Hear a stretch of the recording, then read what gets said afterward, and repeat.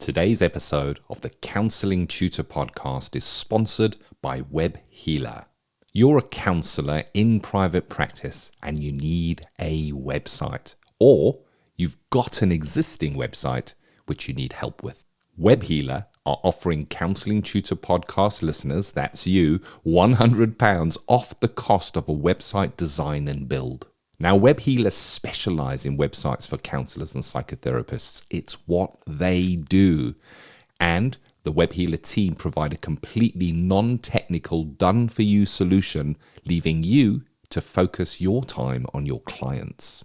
Operating for 20 years, Web Healer are a trusted resource amongst counsellors when it comes to getting your practice online.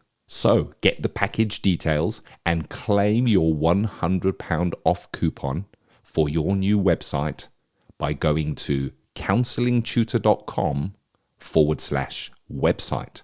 That's counsellingtutor.com/website. Hello and welcome to episode 331 of the Counselling Tutor Podcast.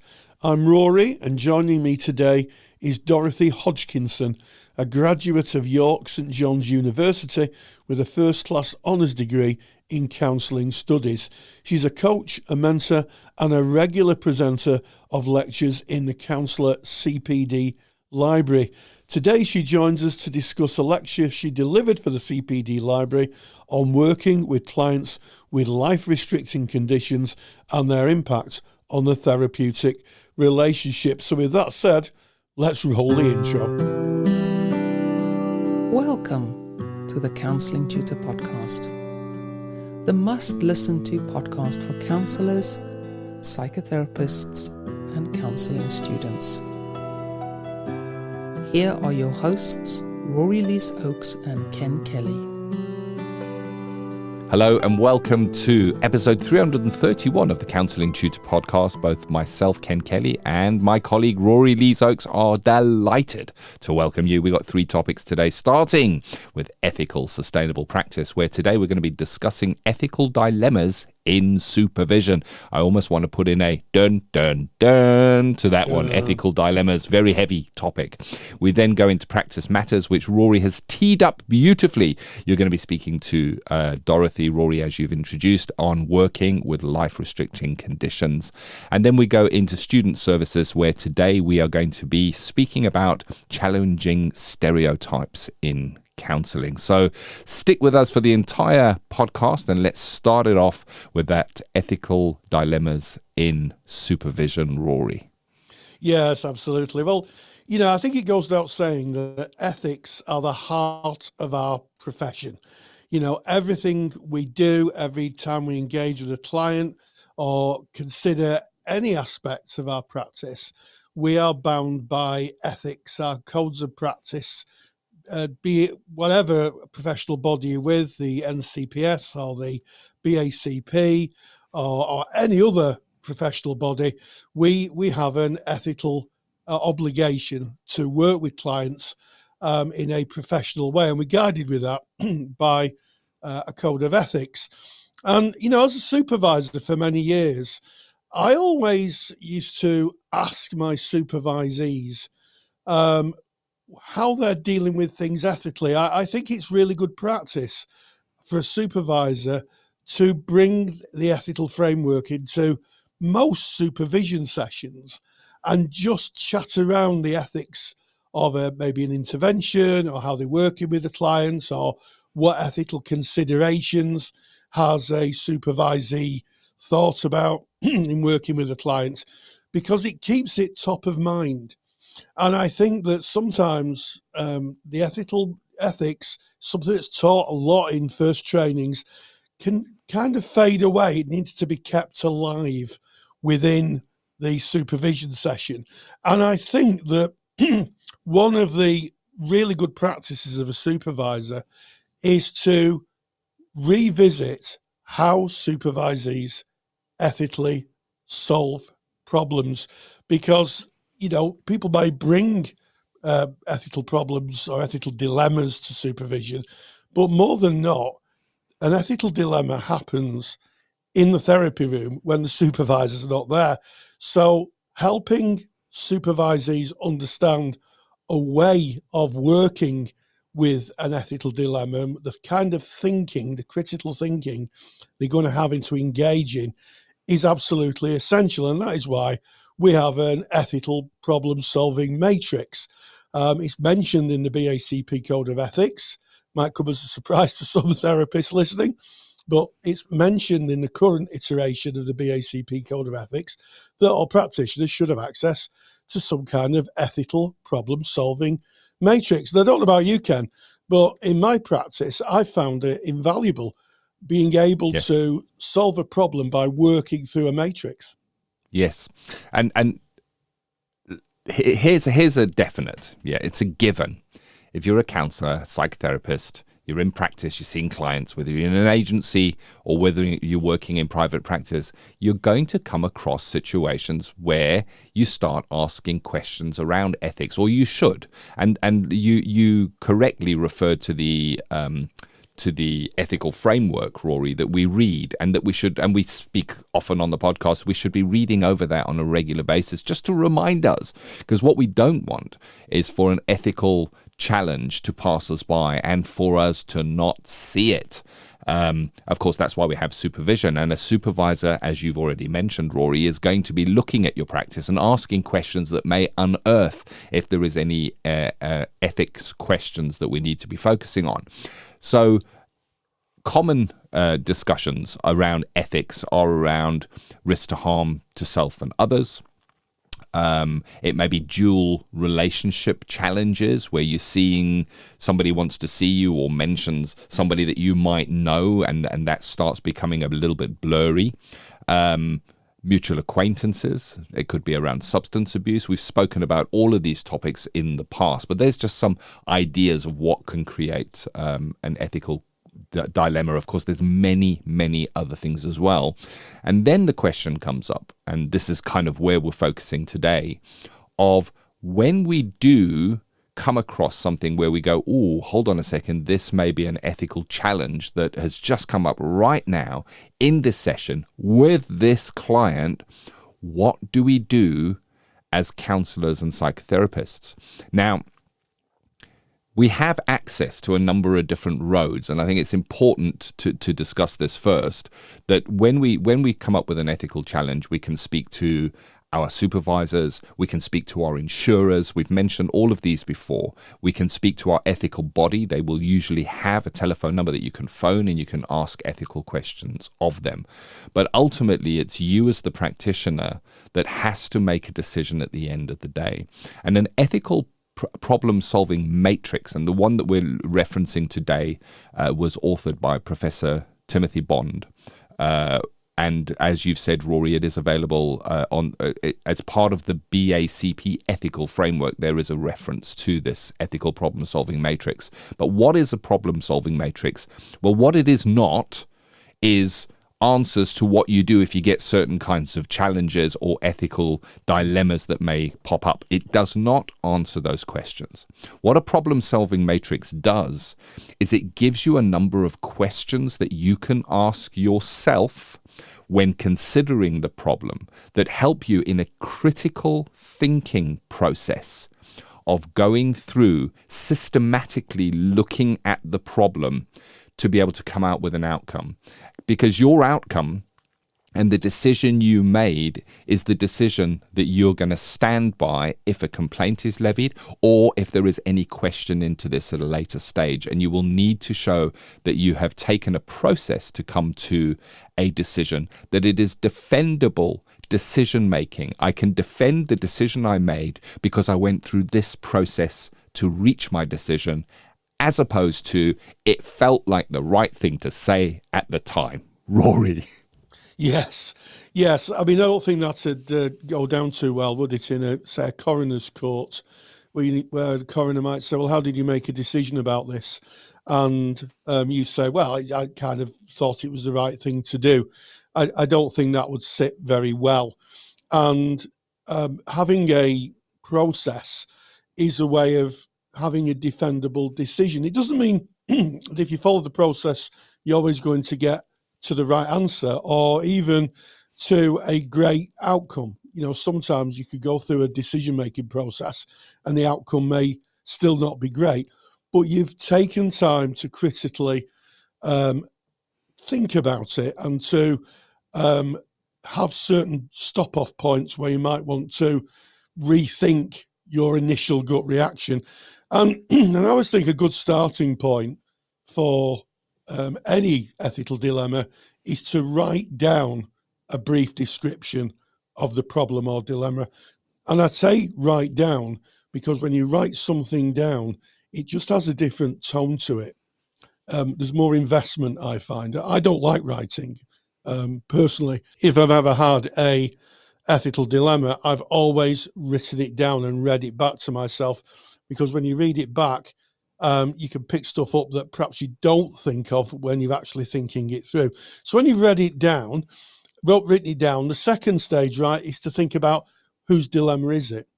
And your choices here will be between, is it the client, the counsellor, or the client and the counsellor? So an example here is the client says, I don't know, I'm going to go home and hit my partner tonight. So your choices are, whose dilemma is it? Is it the client's dilemma? Is it your dilemma, or is it the client and the counsellor? And, if someone discloses that there's harm to others and you have a contract that clearly states you have to break confidentiality, then it becomes really the client, it becomes the counsellor's dilemma, really, because that means that that person has disclosed something that you're going to have to break confidentiality for. So once you've come to that conclusion, whose dilemma is it, you move to consider all the available ethical principles and guidelines. So first thing to ask yourself is, what codes and standards are available to you? So you'd look at the ethical framework. You might, if you're working for an organization, you might look at their codes of practices and their policies. What, if anything, does the law dictate? What actions are prohibited? What actions are required? And what are the people involved entitled by law? And once you've thought of those and you've come, again, I would strongly recommend writing down as you're going. Think about that. Now, if there's nothing in those sections that really impacts on what the dilemma is, in the absence of the direction, as we call it, you might think about consider beneficence, which is a wonderful word. So I've only ever come across it in an ethical framework, beneficence, which means doing the right thing. Consider non-maleficence, which is doing no harm. Justice, which effectively is doing the right thing. Is it a just thing to do? And respect for autonomy, respecting the client's autonomy. And then once you've gone through either the ethical principles or the guidelines, or starting with beneficence, non-maleficence, justice and respect, identify all the possible courses of action. And then I think, Ken, the difficult one is to think about what courses of action you take. You've now got the road you need to go on. Which road do you take to try and get the best outcome? Yes. So that is beautifully outlined, Rory. And if you're trying to write these down or thinking, how am I going to remember these? Don't worry, we've got a super duper handout for you where all of these questions are outlined for you. So you'll have that available, and we'll tell you where to get that in a moment. But I just wanted to kind of just recap on one of the things you've mentioned, Rory, and it's number one. It's the very first thing that we do when we have an ethical dilemma, and it's produce a brief description of the problem or dilemma. And you've said, Rory, you write that down. That's step one. And this is so important because you've already said, Rory, that in writing it down, you kind of get to see it again in a different way. But also, in business management and in leadership, one of the things that is always suggested is understand the challenge first, clearly. And you can, you might say produce a brief description of the problem or dilemma, or that's the easy bit. That's actually where you want to spend quite a bit of your time. Really think about how can you, in one sentence or in a few sentences, outline what the actual problem or dilemma is. You don't want to go into I thought or I felt or anything like that. You want to keep it factual, and you want to imagine how would this sound if this sentence was read to a board at a complaints commission, or if it was read out in court with your defendable decision making. So spend a lot of time on that, describing the problem or dilemma. As you've already mentioned, Rory, step 2, and I don't want to go over them all again, but whose dilemma is it anyway? That's the second thing you're going to be looking at here. Is it the client's dilemma? Is it the counselor's? Or is it the client and the counselor? Now, here's the thing. If it is the client's dilemma, then there's very little reason for you to continue with the problem-solving matrix, because it is not yours or a shared problem with you and the client. So if the client says something like, I'm sorry I come late every time, I'm not very good at timekeeping, you may well have in your contract with that client that they need to be there at a certain time and you're there at that certain time, but it doesn't create a dilemma that you would need to solve. That sits 100% with the client, and you can kind of end that making process right there when the dilemma sits with the client. It is only when it affects you as the counselor, when the dilemma sits with you, or if it is a shared dilemma between you and the client, that you would go on to considering all the variable ethical principles and guidelines and identifying the possible courses of action. And it's possible courses of action where you're going to select a number of different thoughts or ideas. And then we come to the bit that you handed over to me, Rory, and that's number 5 on the 6 points, and it is select the best course of action. This is not always the easiest course of action. It is not always an action that is going to give you a happy ending and a lovely, beautiful sunset. It can sometimes be really, really difficult. And here's some questions that are posed in the ethical problem-solving matrix to kind of test your selected course of action. And it suggests select your selected course of action against universality. So would others take this course of action? So if you took 100 counselors and gave them the same ethical dilemma, you gave them all the same information, the ethical principles and guidelines, and all the different possible courses of action, would most of those counselors, in your view, choose the same outcome as you? That is universality. Publicity, and this is an important one. I go to this one often. What would your peers and what would the papers say? So if this was to make headlines, and many ethical dilemmas in the past have hit the headlines, and they usually kind of bring about some new legislation or new principles that we should follow. The Caldecott principles is a prime example of something that made it to the papers, and then was the Caldecott principles were brought into effect. What would it look like if this was made public to your peers or over the news? And I guess it says in the ethical problem-solving matrix, what would the papers say? But what would it look like on social media? I guess we live in a different world now where information can become public very, very quickly. And then justice. Have you done the right thing? And of course, you're weighing up justice when you're making your considerations anyway. But you go back. So there's almost a checking principle here. I say these are Number 4, identify all the possible courses of action I could take. Then I'm going to 5, select the best course of action. And then I'm going to put it through universality, publicity, what might that look like? And then justice. Is it still doing the right thing? And then, of course, is the last part, which is 6, and it's evaluate the outcome. Was the outcome what you'd hoped for? And sometimes, you know, we don't hope for these outcomes. Usually when we're sat with an ethical decision and a dilemma, when we're caught between a rock and a hard place, it can sometimes feel there is no happy way out of it. Have you considered all the relevant factors? And if you were to go through this process, would you do the same again? Would you select the same outcome, that same action? And that is Professor Tim Bond's Standards and Ethics in Counselling, London, Sage publication 2000, Rory. That was published. That is the problem-solving matrix. Very useful. Indeed, and I'm kind of struck, Ken, that we're recording this. The recording date is actually the 28th of February, and it's almost 25 years since Victoria Timberlake was murdered by her great aunt and uncle, or great aunt and her aunt's boyfriend. And I think it's really fascinating that this Tim Bond's ethical framework was published around about the same time, because for those people who would like to look up the sad life and death of Victoria Timberlake, 25 years almost to the day we're recording this, we'll see that other professionals failed to share information that could have saved her life. And the reason for that was they were caught up in confidentiality. We're not allowed to share information.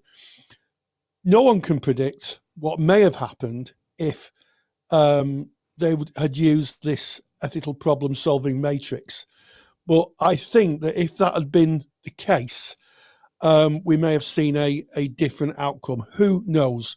But that is why it's important for supervisors always to mention this to their supervisees, because it could be a life-threatening situation, and this is why we had the Caldecott principles. The Caldecott principles were generated as an inquiry outcome from the sad death of Victoria Timberlake. So I think all professionals should use the ethical problem-solving matrix. But it just struck me 25 years ago, almost to the day we're recording this. So I think just to underline the importance of engaging with ethical problems and producing real defensible decisions, Ken. Yeah. And there it is, as counsellors, psychotherapists, you're going to have ethical dilemmas within your practice. Having this on hand is useful. It's in service of your clients. And if you want to get your copy, you can go to counsellingtutor.com, go to episode 331. That is today's episode. And we have a handout which covers ethical problem solving. It has the reference to the original author, Professor Tim Bond, and of course that was through Sage publication. There's the reference there if you want to go and get the original, but we kind of walk you through what we have discussed today. We hope that is useful for you in ethical, sustainable practice. And as we move out of ethical, sustainable practice, we go into Practice Matters, where we bring you the CPD section of the Counselling Tutor podcast, where we speak to experts in their relevant fields. And Rory, you've had another interview. You spoke to Dorothy Hodgson about working with life-restricting conditions. Yes, indeed. A lot of therapists will engage with clients who may have life-restricting or even life-ending conditions. And Dorothy Hodgson has done a wonderful lecture for the Counsellor CPD Library on working with life-restricting conditions and the impact on the therapeutic relationship. I caught up with her, and this is what she had to say. Today we welcome back Dorothy Hodgkinson, who first joined us on episode 290 of the podcast, where she discussed a lecture she delivers for the CPD Library on working with transgender people. She's back with us today to talk about her latest lecture, Working with Life-Restricting Conditions and the Impact on the Therapeutic Relationship, which I guess poses an important question, Dorothy. Are people with life-restricting conditions sometimes overlooked in counselling and psychotherapy? Totally. It's one of the reasons why I wanted to do the lecture, because I have several of the conditions that I mention in the lecture myself, but I also know family members or friends, acquaintances who have various different conditions. And there's a sense of invisibility. There's a sense of this doesn't count. A sense of, well, if I can't see what the problem is there actually a problem? And it makes it incredibly difficult, because for the person with the condition, do they then have to keep disclosing that they have that condition in order to access what they need to access? Or, there's all sorts of things that go with that invisibility. So, yeah, I think it is a big problem with these sorts of conditions. Yes, and I guess when it comes to things like reasonable adjustments or being thoughtful of time, we have to be thoughtful of that, because usually during trainings we're taught it's a 50-minute session and people turn up once a week, and any deviation from that, and I'm doing inverted commas in the air, you won't be able to see this because it's a podcast, but any deviation from that norm, there's something wrong, or it could affect the therapeutic alliance. And I think if people are giving, if therapists are giving off that kind of idea, what do you think may be the impact on clients? I think it could put some clients off completely, because they know they can't sustain enough energy for a 50-minute session, for example. Or they know that from one week to another, their condition is going to vary so much that one week they can attend with no problems, and another week they can't even get out of bed. So the idea that we have to do this very strict, formatted, structured way of therapy, to me, feels counterintuitive if we're actually about meeting the client where they are in life. Yeah. I think certainly from the person-centered perspective, for me, and I know I'm not a purist in the sense that some might be, but for me, to be person-centered is to be with the client, is to actually sit in their shoes, stand in their shoes, imagine what it's like for them trying to approach therapy. And if they can't make it every week at the same time for the same amount of time, part of what I cover in the lecture is how can we be flexible and creative in the way that we approach this? Because they still clearly want therapy for something, and it may be something completely unrelated to their health condition, but the health condition is potentially getting in the way of them being able to access the therapy if they can't do that regular structured format. Yeah, could you give us an example of that? I think in terms of presenting conditions, it could be things like chronic fatigue, where some weeks you feel fine, some weeks you're absolutely floored for days on end. Sometimes it can literally change within the day. I think also, another one which I do refer to in the lecture is the issue of incontinence, which doesn't get talked about because it's embarrassing, it's shame-ridden completely. Stress aggravates incontinence. The stress of thinking, I'm going to see my counsellor for something that I know is going to be hard to face, hard to deal with, that increases the stress. By the time you arrive, you're probably going to have gone to the loo at least 3 times in the last hour, or half hour even. And you get there and you're supposed to sit still for 50 minutes without interruption, without deviation, to go with the game shows of old on TV. How do you sit there for 50 minutes when you're absolutely desperate for the loo because stress is impacting your bladder or your bowel? You can't. But the shame and embarrassment of saying, I'm sorry, please, can we just pause? I need to go down the corridor. And for the counsellor as well, it can be an issue if you're struggling with that as a problem. Can you make sure that you can actually hold out for the 50 minutes? Yes, that's it. That's interesting. That's an interesting thought, isn't it? Because as people get older, that side of their function. I speak from personal experience, Dorothy. I used to, when I supervised, I used to have to take a break after an hour, and I would contract for that, which kind of brings up, and then I come back for the other half an hour. Well, that kind of brings me to, I always think that the first time that our clients meet us isn't really face to face; it's on our listings or on our website. Do you think that what do you think that therapists should do to make their offer, if you like, more friendly to people with sort of hidden disabilities, or as you mentioned in the lecture, life-restricting conditions? It's a difficult one because there are so many different types of life-restricting condition, and they each impact in their own different ways. How could you possibly reflect that in a profile online that has a word count limit?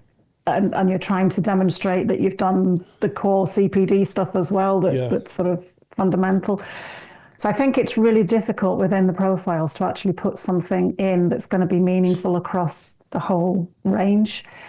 It's a bit like if you were looking at the LGBT world, how do you put something that's meaningful across all aspects of being LGBT?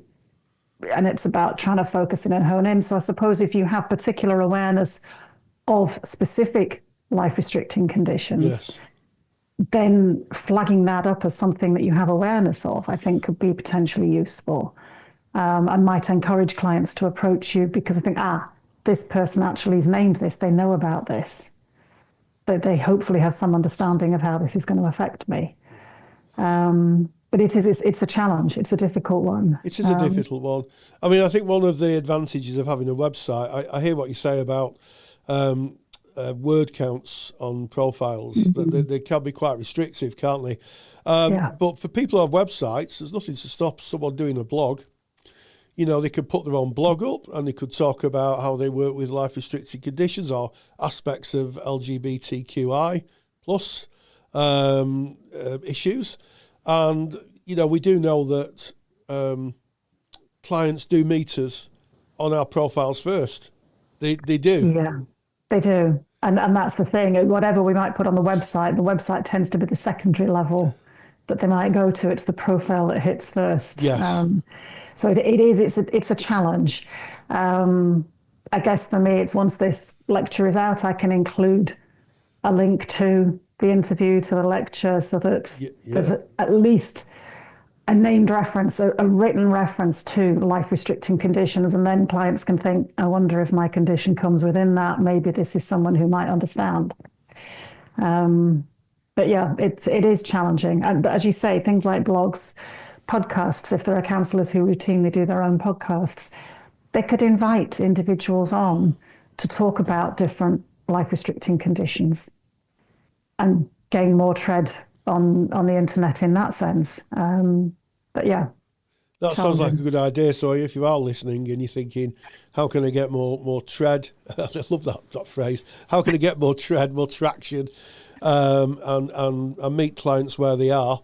Then that might be a useful idea. You are right. The profiles usually come up first before the blog, but I think a well-written profile may very well drive someone to the website. You could say, you know, I work with this. And if you want more information, I write blogs, and you can, click this link and all that usual call to action stuff, and people can see it.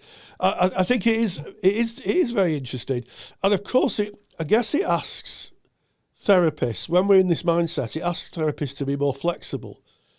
So, you know, things like hearing conditions, we've talked about kind of physical conditions. Well, hearing's a physical condition, but, you know, things like hearing, that links in really to the Equalities Act, doesn't it? Making reasonable adjustments. So, you know, what do you think the therapists have to think about when they're doing that kind of audit of reasonable adjustments?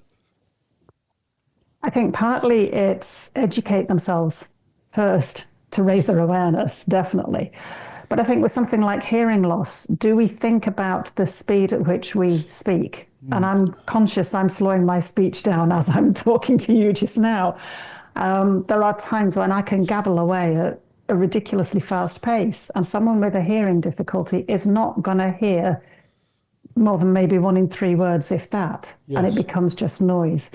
And also the recognition with hearing loss in particular. With glasses, for a lot of us, that brings us back to more or less perfect vision. With hearing aids, we do not come back to perfect hearing. The hearing aid enhances the background noise as much as the voice of the person you're trying to listen to. Yeah. So it's recognizing actually it's not simply raise your voice or turn the radio lower or whatever it might be. You've got to think about the other things happening around it. I think things like visual impairments, are you thinking about trip hazards in your room? Do you have a rug because it's nice and soft and it's got a lovely calming colour scheme in it? Fine. But is that a trip hazard for someone who can't see properly? Yeah. And thinking about how's your furniture arranged, and do you change your furniture around to suit those clients who maybe need to pace and move to be able to cope and focus and prioritise what they're thinking about? But by the same token, if you've moved the furniture around and you have somebody with a visual impairment, are they going to get caught out by the fact they can't use the room as they thought because it's changed how it is set out? Things like the low chronic fatigue and a lot of conditions that create fatigue as part of their remit. Can you break the session up? Can you have a rest break part way through? And like with incontinence, can you allow the toilet break in the middle of a session? I was fortunate years ago, the counsellor that I was with, he was incredibly understanding, and we just kept pausing the session when I needed to race down the corridor. Yes. But are you willing to allow that kind of flexibility within the session? I think as well, things like arthritis, I noticed with clients in the past, to sit in the same position for 50 minutes can become agonizing as they seize up and stiffen up and the joints start to really ache. Are you okay if they move around, if they have to get up and stand and stretch and move in different ways? Maybe still carrying on talking with you, but are you okay to not sit in judgment of why can't they just sit still? It's only 50 minutes. It's not only 50 minutes when you're in pain. Yes. Same with the fibromyalgia. It's the same kind of problem. Yeah. You need to be able to move to ease the aching and the pain. Things like nerve damage, neuropathy. Again, can you allow for movement? Because if they're stuck in the same position, it's really going to potentially aggravate that nerve condition or the nerve pain. So I think it's thinking practically about how is your room set out? Do you restore it to the same kind of layout? Are there external noises that could interfere and cause problems? Sensory overload. What kind of color scheme is there? What kind of lighting is there? Can the lighting be dimmed if you've got someone who gets visual sensory overload? Those sorts of things. It's thinking outside the box a little bit. Not just what are you comfortable with, but what might other people be more comfortable with or less comfortable with. Absolutely. I think that neatly brings us on to a cohort of people who've been kind of terribly overlooked, I think, over the last, since I've been trained, since I started in counselling, which is 20 years. And of course, that's the neurodivergent community. With Counselling Tutor have built a wonderful course, a bit of a self-plug here, on how to work with autistic clients, which I researched and delivered. And one of the interesting things that I came across was that there were lots of reasonable adjustments that could be easily made to really help neurodivergent clients with things like certain things like ADH, I'm definitely dropping the D here, attention deficit, or other areas where they may not be able to sit still. And I think that's really important. And you talked about a couple of those. One was lights. What other things can we put in place to help those who are neurodivergent better access therapy? I have sort of like what we call fidget toys. I have a selection of those out on the table all the time so that if somebody needs to, they can. I think also things like walk and talk potentially can be a way of aiding that, because for some, they need to walk and pace to think and to reflect. And some of us might have very small counselling rooms where there's not a lot of room to walk. If we're able to, if the environment around us is okay for it, maybe walk and talk is an option to create the space for the person to walk. And also, a lot of people in the neurodivergent community find eye contact quite difficult. Yes. So whereas in the counselling training, we're encouraged to sort of make the eye contact and keep looking at the client, and it's like, but actually for somebody who struggles with that and feels very overloaded and overwhelmed by it, walk and talk, you're side by side, you're not getting that constant challenge of, oh, they're looking at me again, I can't cope with this. Yes. Yeah. And I think offering other creative ways of working, because not everybody finds talking the easiest way of processing what they're dealing with. And I think especially for the neurodivergent community, things like writing or drawing or some combination of those can make a big difference. So I have things like postcards, pens and paper, picture cards, and offering those as alternatives of look through the picture cards, see if there's anything that stands out, and all of a sudden they'll just go, oh, that's what that sums up what I'm thinking, what I'm feeling about this situation or this person, this relationship. Pen and paper, the postcards I love working with because we use it in so many different ways. Writing down how they think other people see them on one side. Yes. Flip it over. Okay, but what do you really like? They might be saying things that feel critical or nasty or judgmental. but who are you really? Let's find something that you can believe. The believability is important in that one. So don't put something far too optimistic that you're going to struggle to believe, but just doing that. And I've had clients come back and say, I carry that card in my pocket the whole time because I can pull it out and read the positive affirmation on the reverse. And it's like, wow, yep, okay, I can keep holding on to this. I also do something called an emotion spiral, where you can write a key emotion that you're struggling with in the middle and then explore what else do you feel? What else is going on for you when you're feeling angry or hurt or whatever that might be? And then we do a second spiral because the first one often ends up going downhill and you end up in the dark depths. So we do a second spiral, same thing in the middle. Okay, if we can interrupt how that's affecting you, what else might you be able to do? How else might you feel? And we start to spiral up, and then we use the second one to counter the first one. So having visual things, having colouring. I had a client who every session for about 6 sessions, 10 minutes was silence while they coloured. They just drew freestyle. Every time we got to the end of the 10 minutes, they'd say, oh, I've just realised doing this has made me think about, and that's got me to whatever stage in reflecting on something. The last one was, I've just realised I'm a perfectionist. Simply from 10 minutes drawing in the middle of a session. But the drawing was what actually got to the depths. That's what got in. I mean, I've not tried music, but there was an interesting thing on Radio 4 yesterday, Radio 3, where they were talking about music and therapy and how music can connect to the depths of the emotions. Creativity, flexibility, the willingness to think outside the box, because people respond differently to different things. I think that's a wonderful notion, and I guess it brings me to thinking about that therapy is more art than science, really, isn't it? You know, lots of us do like theoretical based, and this is the theory, this is what happens. But actually, there's more art and philosophy in therapy. When I talk about art, I mean more abstract ideas than there is actual provable science, because everybody is so different. Totally, yeah. And I think that uniqueness is what's so important. And I know you said it on podcasts in the past. I say it with clients and other people.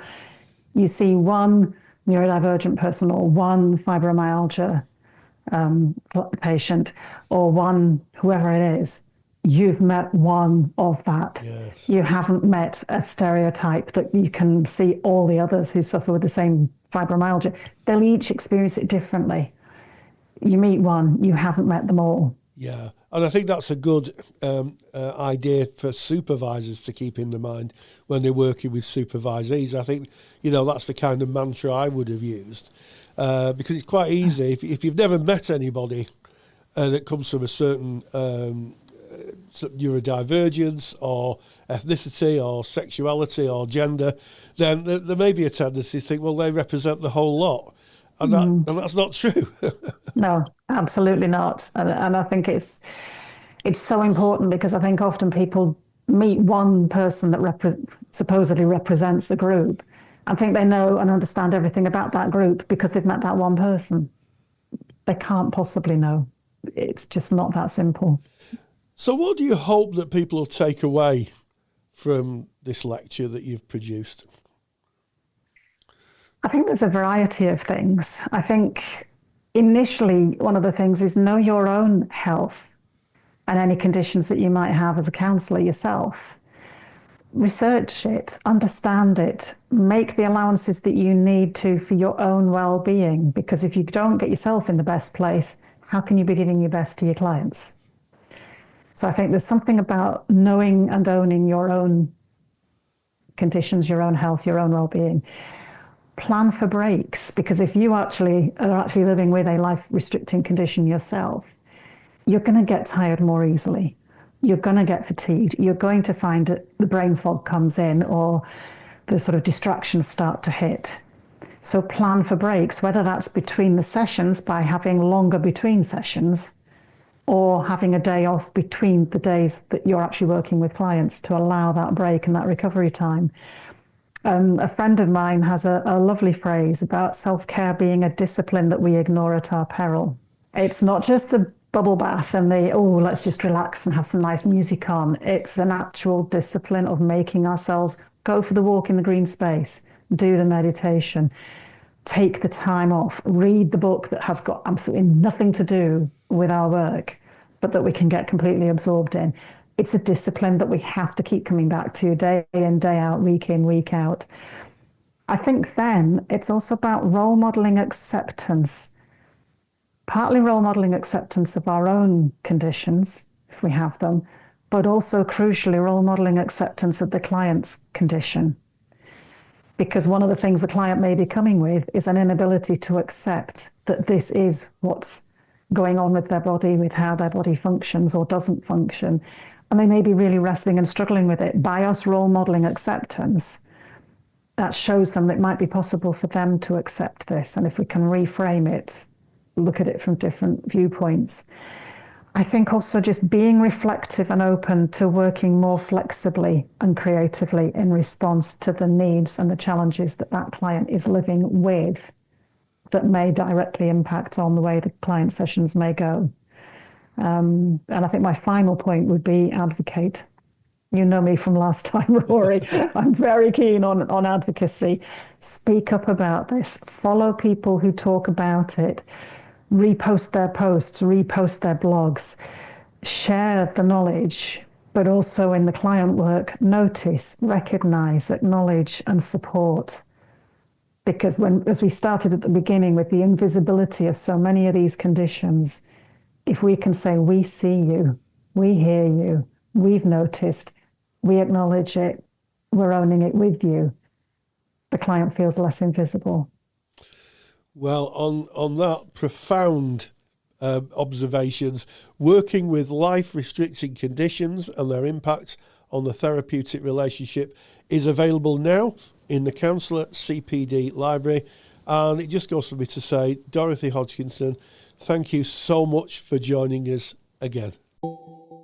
Practice Matters is proudly sponsored by the Counselor CPD Library. To access top quality, relevant continuing professional development for your practice that you can do at a time that suits you and all for less than the price of a cup of coffee, visit counsellingtutor.com. Massive thank you to Dorothy and of course to you, Rory, holding those all important conversations, bringing us the CPD from the experts. We now move on to our student services, where we recognise you, your students, and your formal journey to become a counsellor or a psychotherapist. And today in student services, we're looking at challenging stereotypes in counselling training. Over to you, Rory. Yes, well, I'm going to take you back to my training in my first residential on my diploma course. And one of the things we were asked to do, because we kind of didn't know each other very well, there were 17 of us on the course I took, was to meet up with a peer and sit and try and work out who they were by what we observed about them. And I was paired up with a peer called Jane. I don't know if she listens or if she's still practicing. Very fond memories of Jane. And we're having a bit of a chat. And she said, well, I experienced you, she said. And I wonder, are you the sort of person who watches Coronation Street and Pies? Now, for those people in the UK, they'll immediately understand what that means. It would mean that I'm a working class man. If you're living in another country, pies are a kind of low cost food, and Coronation Street is a stereotypical soap program about people who live in a working class area. And that's what she said to me. She said, do you watch Coronation Street and eat pies? And I thought that Jane was quite posh. And I said, do you like Italian food? And that's the stereotype. We immediately saw things that we believed were true about each other.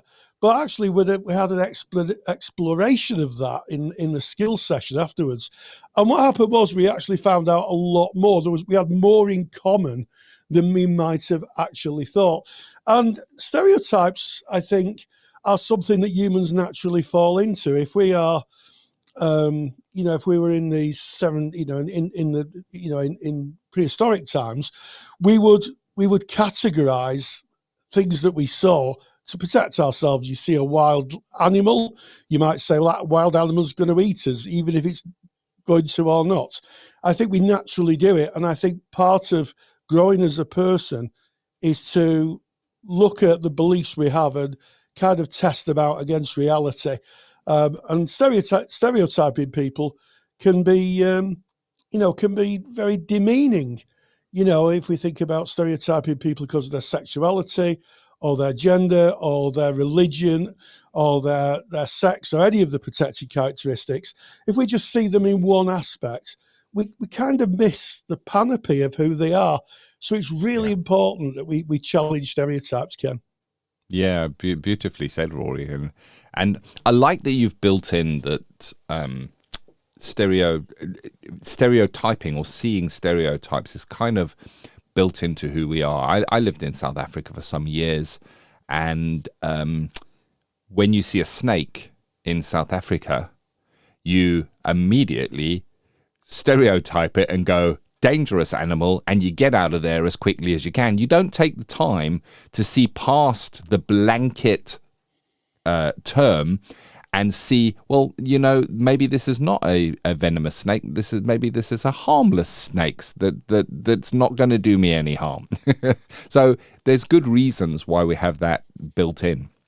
And I think that stereotyping for me is not seeing an individual for the unique person that they are. It's putting some kind of a filter above that is not true. It's a story. It's a myth that we tell ourselves.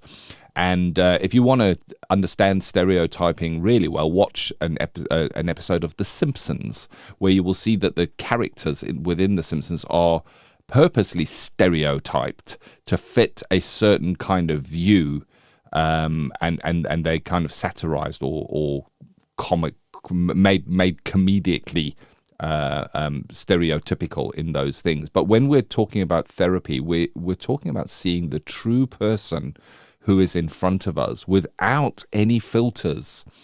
Any filter that we have in front of us that sits between us and that client, it distorts how we see that client, and then we can't fully see that individual for who they are and receive what they are giving openly. And I think that's the danger of stereotyping, is just not seeing that every single person is unique and individual. I can't tell you how many times, because I'm a male, I've been asked, did you watch the football match? Or I lived in South Africa. Oh, you must have followed the rugby. I didn't. It wasn't. So it didn't really matter. I mean, it's very, very harmless in conversation, but it is a way of stereotyping. And seeing if I lived there, I must have watched rugby and ate bryflace and things like that. Yeah, absolutely, Ken. I get the same thing. If I travel and people say, where are you from? And I say, I'm from Manchester. The first thing they say is, well, which football club do you support? And we have Manchester United and Manchester City, for those maybe not aware of the footballing heritage in my hometown. And I said, well, I don't actually follow football. And they go, you come from Manchester, you don't follow football? And I go, no, I've got no interest in it. And that's usually an interesting conversation. And again, it's a stereotype. And we have to be very careful of them. But here's the thing. There are sometimes truths in stereotypes.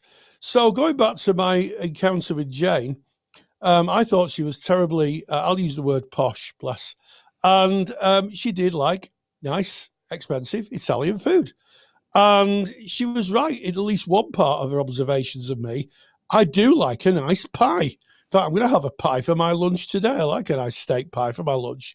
So sometimes stereotypes can be accurate. However, what they do is they limit the panoply of a human being. Seeing someone in one aspect only discounts the many other aspects of them, which makes them human. And that is why we have to avoid stereotypes. And the way to avoid stereotypes is really simple. Just get to know somebody. And, through the arc of my training, myself and Jane, we did a lot of skills very well. And it was interesting at the end, we were asked to revisit that exercise. And it was incredible to be able to talk relationally about how we understood each other's lives and our hopes for each other as we moved away from the course and moved into, I guess, our professional lives or just moving back into life again after training. And we saw each other through a very, very different lens. One which was, I think, more complete, one that really showed the humanity of each other, and one that's left, even today, very, very fond memories of that encounter. So sometimes there is truth in stereotypes, but they do incredibly limit the understanding of the other. It's a fascinating. I find stereotypes a fascinating subject because we all tend to do it, whether we admit it or not, I think. Yes. Yeah. And, I want to think about this a little bit deeper. And I don't know if I'm going off topic here, but let's say we do get to know an individual and we see how they might react in a certain situation. So if this is kind of in a friend-to-friend social situation, it's very different. But I think in counselling, we need to recognize that person may show up differently next time. That we cannot stereotype them based on the behavior that they might show in a particular session and predict that might be true going forward in other sessions.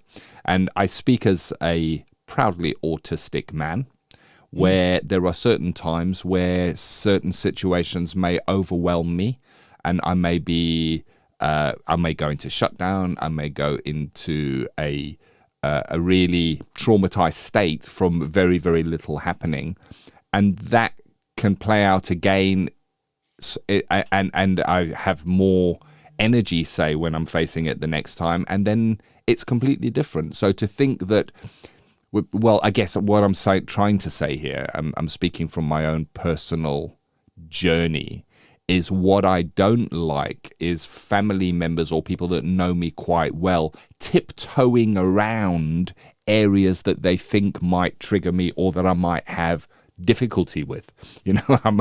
I get to make my decisions for how I am and how I show up and what my energy levels might be myself in those situations. I don't know if that makes any sense, Rory. It does. Yeah, you want people to see you as who you are and engage with you as who you are. And I think that's an interesting one. It's certainly one in practice. I mean, how many times during training where in the group supervision we might have met someone of a different faith position, and I've heard people saying, well, I didn't like to say anything about the religion in case I offended them, or I didn't like to say anything about the fact they've celebrated a religious holiday. They couldn't come to therapy because it was a religious holiday. I didn't like to say anything. And I think that sometimes withdrawing, which is I think what you're referring to, Ken, withdrawing from somebody in case you cause them offence is not really in service of a relationship. I think that sometimes we need to be curious, be respectful, see all aspects of people.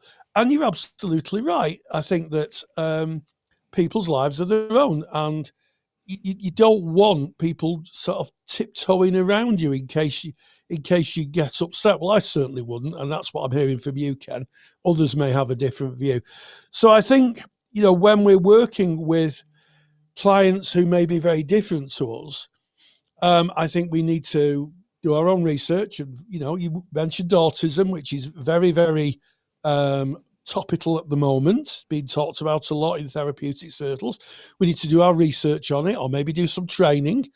And then, if someone brings something up like I'm running out of spoon energy, or I'm really struggling today, work with that, be curious with that, engage with it, because when you do that, you're working with the entirety of an individual, their totality. And when we stereotype, we're not doing that. Yeah. We're working with a small snapshot of who they are, and you can't have therapy in snapshots. You just really can't. Yeah. I think it comes into that unconditional positive regard, non-judgmental view of a person for who they are right there in that moment. And I remember Gandhi was speaking to a reporter once, and the reporter asked a question, and Gandhi answered the question. And the reporter says, "But hold on a second. A couple of months ago, somebody asked you something, and you said something completely different." And he says, "Yeah." And Gandhi said, "Yes, that was then, but now is now." And I think that stereotyping puts a label on someone, says they are a certain way, that is how they are, and doesn't allow that person to be the person they really are, that may change and develop and have different ways of showing up and different ways of being from time to time, just based on the here and now. And I think stereotyping takes away any perception of past or future and really brings the therapist into the only place that they should really be, and that is 100% present in the present moment with that unique individual that sits in front of them. Wow. Well said, Ken. And as Terence, I feel a little bit of Greek philosophy coming on right now. I can feel it urging up inside me. As Terence, the philosopher, said, I am a human. Nothing human is alien to me. And I think that's an incredible maxim for caring therapists, and kind of validates your position that, you know, people are who they are in that moment. Student Services is sponsored by Counselling Skills Academy.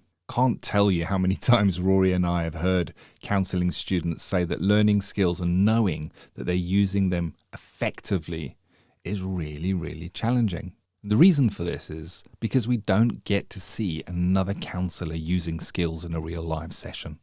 In reality, this means that we're asked to learn something that we can never see demonstrated in a real setting, and it's no wonder that many of us are left feeling unsure. If you want to see counselling skills used in real sessions by qualified therapists, so this is real sessions, real presentations, and real use of skills, then go to counselingskillsacademy.com. There's some free videos on skills, including a full live session that you can have a look at. Gain the competence and the confidence of knowing you're using your counselling skills effectively. Just visit counselingskillsacademy.com.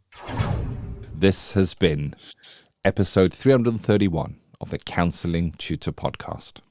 Yes, we started off with ethical sustainable practice, and we talked about discussing ethical dilemmas in supervision, why supervisors may find it a good idea to just go over ethical problem-solving matrices with their supervisees. In Practice Matters, we met again Dorothy Hodgson, who talked about working with life-restricting conditions and the impact on the therapeutic relationship. She was talking, of course, about a lecture she's produced for us for the CPD library. And then finally, Ken and myself wandered along the lanes of challenging stereotypes in counselling training, why we need to avoid stereotypes, and sometimes there may be just a little truth in a stereotype. I'd like to thank you for your support. Your subscriptions and shares and likes mean the world to us. So until next time, stay grounded and stay safe. Take the stress out of your counselling studies and get the support of Rory and I by joining us in the Counselling Study Resource. Counselling Study Resource, or CSR for short, is the world's most comprehensive assignment guidance and study support resource for students just like you of counselling and psychotherapy. See how Counselling Study Resource can help you. Visit counsellingtutor.com. That's counsellingtutor.com. Thank you for listening to the Counselling Tutor Podcast. Find the show notes for this episode by visiting counsellingtutor.com.